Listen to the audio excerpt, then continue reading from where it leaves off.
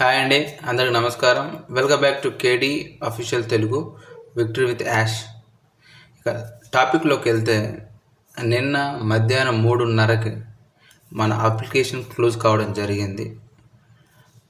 నేను నమ్ముతున్నది ఏంటంటే, మన ఫౌండర్స్ కానీ అఫిలియేట్స్ కానీ ఎక్కువ మొత్తం వల్ల అప్లికేషన్ ఫిల్ చేసి సబ్మిట్ చేయడం జరిగిందని నేను నమ్ముతున్నాను. చేసిన వాళ్ళందరికీ కంగ్రాచులేషన్స్. చేయని వాళ్ళకు కూడా ఎలాంటి ఇబ్బంది లేదు, వాళ్ళు కూడా అడ్వాన్స్ కంగ్రాచులేషన్స్.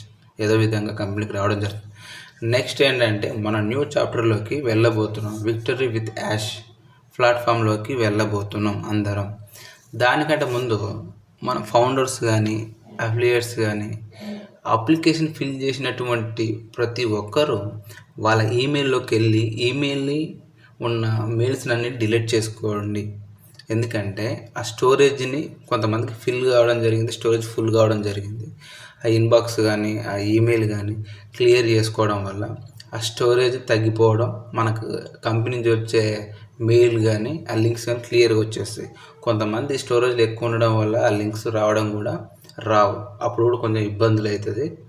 ఆ ఇబ్బంది పడకుండా ముందే ఈమెయిల్లోని స్టోరేజ్ని క్లియర్ చేసుకోండి. తర్వాత లింక్స్ వచ్చిన తర్వాత ఏం జరుగుతుందో మనందరూ తెలుసు. లింక్స్ వచ్చిన తర్వాత మన విక్టరీ విత్ యాష్లోకి వెళ్ళడం జరుగుతుంది. ఆ తర్వాత మళ్ళీ కేవైసీ, ఆ తర్వాత మనకు ప్రతి ఒక్కరికి లింక్స్ ప్రొవైడ్ చేయడం జరుగుతుంది. ఆ లింక్స్ ద్వారా మన కొత్త యూజర్స్ని తీసుకురావడం జరుగుతుంది. విక్టరీ విత్ యాష్లోకి వెళ్ళిన తర్వాత అందరూ ట్రైన్ కావడం కూడా జరుగుతుంది. ఆలోపు మన యాష్ ముఫారే గారు మనకు వెబినార్ పెడతారా లేకపోతే పాపప్ తోటి సరిపెడతాడా అనేది చూడాలి.